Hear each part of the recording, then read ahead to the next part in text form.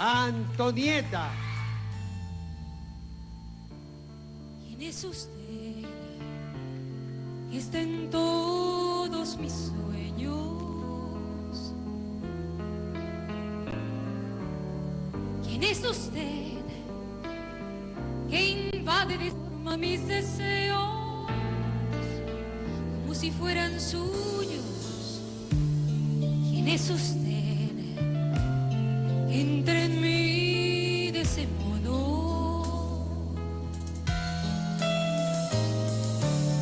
sin importarle que al menos yo le dé ese derecho. ¿Quién es usted que me confunde cuando me posee? ¿Quién es usted?